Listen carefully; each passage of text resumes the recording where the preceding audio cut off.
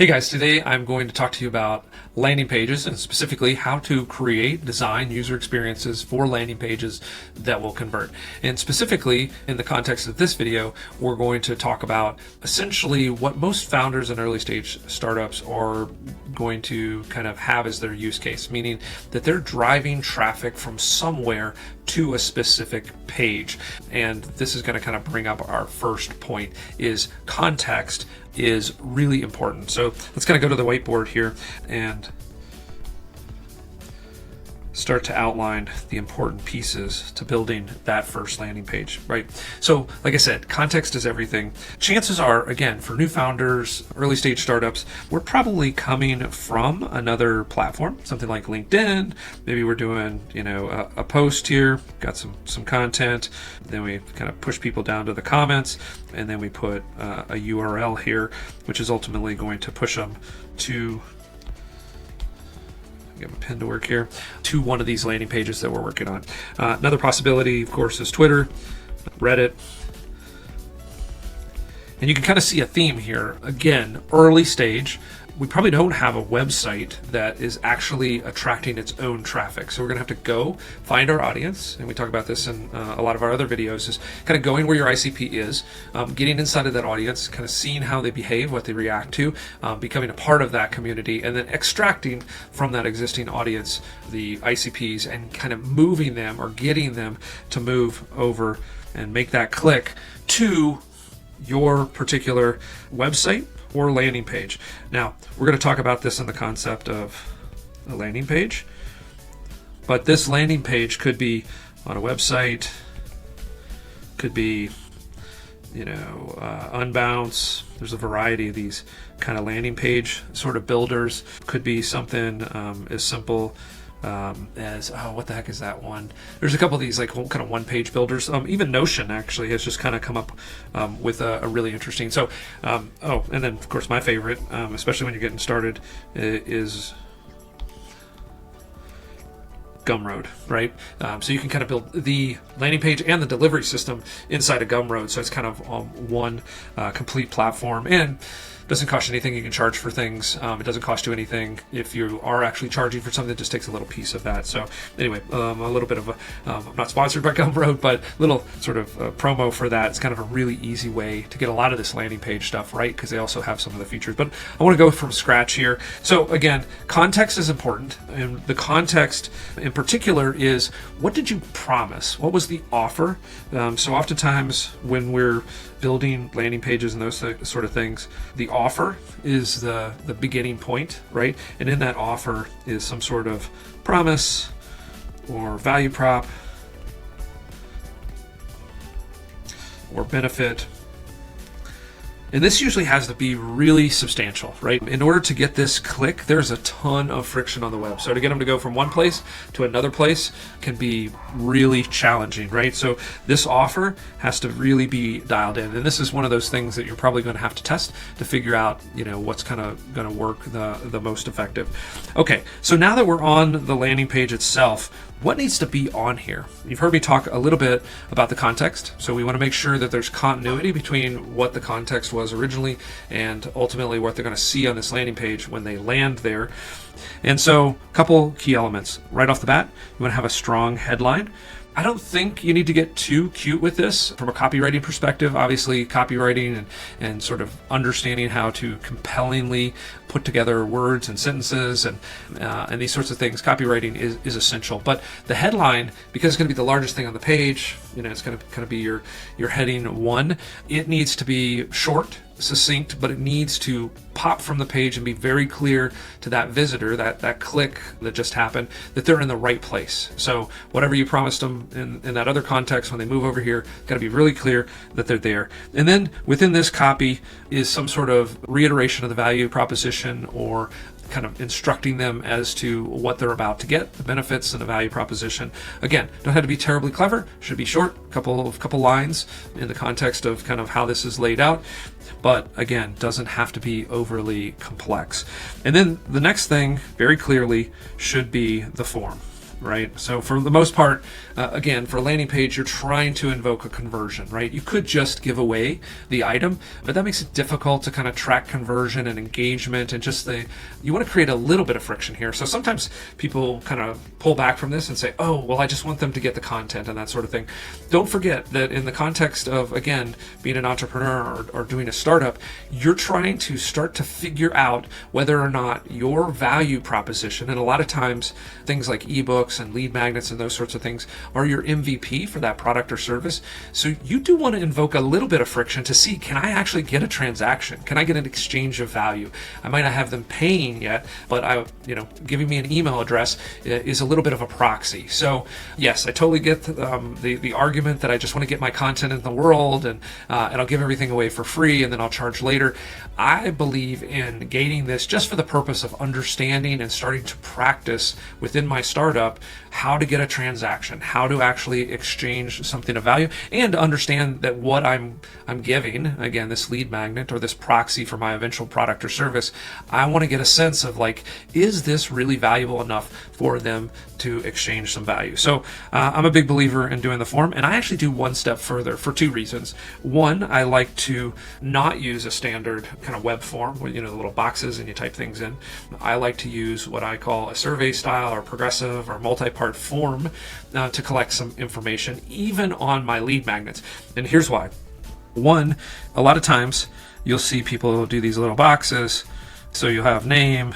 I'm not going to write it all in here because I'm going to do something a little bit different. You have name, email, and then you have this little description box, which people get stuck on. So no reason to undermine your ability to get a conversion because you have something that just doesn't make sense, right? One, most of these forms are filled out on a mobile phone. So it's really hard to get in a little box and type your information in there. And then when you get to the description box, like, what am I supposed to put in there? Or I have to think about what I'm going to put in there. And so instead, what I prefer is that we do something like this, where we essentially start with a survey, right?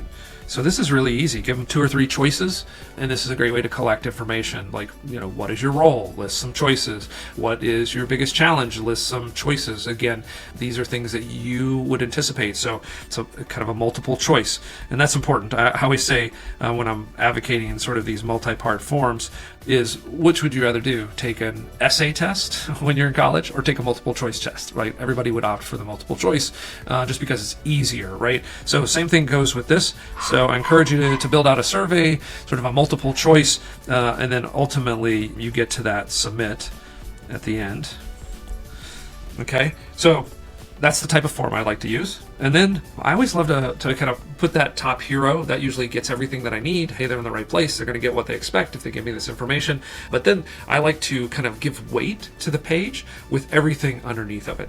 And then underneath here, a lot of times I will maybe do a picture. If I'm doing an ebook, some sort of image or visual of what I'm giving them.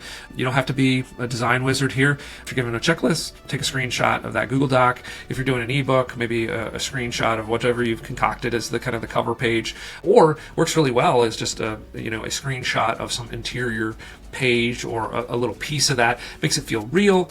And again, there's a variety of different ways to do here. You can also go to Upwork and get somebody really cheap to design you something clever. But I think a visual to give them an indication that the thing that you're getting ready to deliver is real, and give them some context that it's valuable and it's worthwhile. And then I add in sort of my value proposition in bullet points, or maybe some bullet points as to what is going to be inside of there. And again, you're just building this value proposition to get them to essentially go back up here and fill it, right? Because if they have any questions or they're kind of a little bit hesitant, the rest of this page is going to kind of build that out. Now, there's a couple of different things here too. Some people are into squeeze pages. They don't give any navigation. I don't really have any strong opinions there, quite honestly. You can do the squeeze page if you don't. I always just go ahead and put the navigation here. Usually it's easier. A lot of times I'm launching these on WordPress, and it's just easier to make a page that's like all the other pages. And I don't see that it hurts conversion, so it's not terribly important. This footer section, It's kind of a trust and credibility. Don't get crazy. Don't do all the little badges and stuff. But I think some trust and credibility down here. Give a real address. Maybe give some basic links. Maybe to some people, like the executives or the founders, or even put your own picture on there. I think too often we dehumanize these pages, or we build SaaS websites entirely that there don't seem to be any people. I'm really an advocate of trying to put some people into that web page, right, or into the page itself. There should be a phone number, there should be an address, there should be somewhere where you can kind of investigate people that are behind the company. I think this also starts to build a tighter connection, right? They're like, oh, that's kind of interesting. It's kind of, he or she looks like me, and maybe I'm interested in their journey and those sorts of things. So I like to do, again, something down here that adds some trust and credibility to the whole operation, right? Okay, so now I've done the submission, and now the next thing that I need to do is to bring them to the thank you page. Now, a lot of people call this thank you page.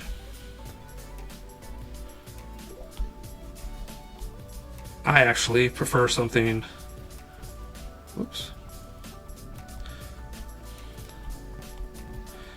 I actually prefer calling this a next step page. Because I don't want them to just stop here, right? Essentially what I'm doing with this thank you page is I'm accounting for the conversion. So it serves a technical function as well. This is going to indicate that I've gotten a conversion, that the submission went through.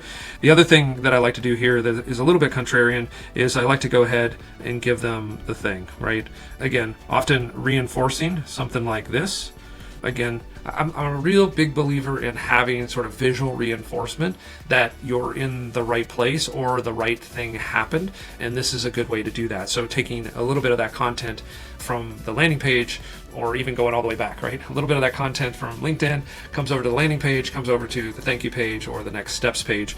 Again, confirms they're there. I don't like to, obviously I'm going to collect their email, but I don't like to, you can deliver it in their email, but I also want to deliver it here on the page. I don't want that distance. I don't want them to have to, again, friction in the right places is good. This is a place that I don't need friction, right? I don't want them to go off into their email box and get lost and try to find this thing or whatever. I want it to be right there. I want them to jump right in and start consuming it right there. So clear, download now, and then they hit that button and it's going to pop up a PDF, which is, for the most part, the delivery mechanism. If it's something different, you want to just drive them straight to that thing so that they can start using it, whatever that may be. And then, in addition here, I like to over-deliver, if at all possible. Chances are you've done several lead magnets or you have some valuable content. I like to kind of do a little bit of a Notion-style embed here of some other relevant content, right? So, and again, these would be more PDFs. Another approach to this might be to embed and introduce them to your YouTube channel, right? And so maybe put a video in here, have an example of one of the YouTube videos that I have so that they can see that there's more information, and then they can jump off to YouTube and join and subscribe. I want them to do something next. And what I'm essentially creating here is what I often refer to as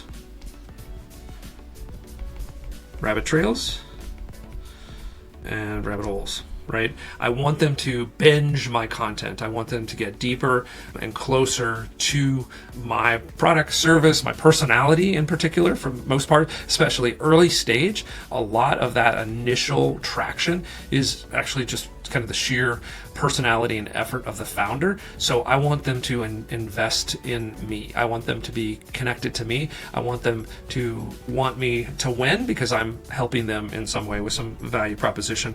The other thing that's nice to put on here, and again, depending on how this becomes laid out, sometimes it's in between, it could be at the bottom. I would probably advocate kind of getting it in between here, is try to go for a meeting, right? And have my little schedule link in there. Again, this could be a discovery session, a demo, whatever, but I want to try to get them on my calendar. If they've made it through, they've taken my thing, they've consumed a little bit of content, they should at this point clearly understand what I'm offering. And this could be anything from a demo, a discovery meeting, adding them to my beta list, whatever that sort of next step is that is closer to that final purchase and transaction, again, I want to test that. And so for me, for the most part, again, early stage startups, even if you're selling a service, a more sophisticated enterprise type product, again, often I want to engage into some sort of conversation, get them scheduled onto a meeting. And so this essentially is kind of a mini sales funnel, but there's a lot of things that I get to test here early on to assess whether my product and service is going to work. And I'm starting to understand and learn how to create transactions online, which is ultimately what I'm going to have to do with a SaaS product, and landing pages is kind of the core of that. So hopefully this little UX exercise, again, just some simple pieces. I use the same formula over and over again, but again, doing these simple things right and not doing what a lot of folks do, which is just like throw a bunch of copy on a page and then forget calls to action, the actual ability to transact, a web form, a value proposition, all these little things that get left out. But use this very simple formula. There's all kinds of tools to get you there if you're not technical. If you are, go ahead and throw it on your website as a landing page. Don't forget the form experience. Again, there's a lot of tools that make that really easy. It could be as simple as Typeform. It can be as complex as Gravity Forms and WordPress. Or again, you can use some sort of landing page builder. But start practicing this, because this is going to be your earliest test of how to create revenue on the web. So hope you enjoyed this. If you've been here till this point, I encourage you to like and subscribe. There's all kinds of content like this on the channel and more to come. So we'll see you next time.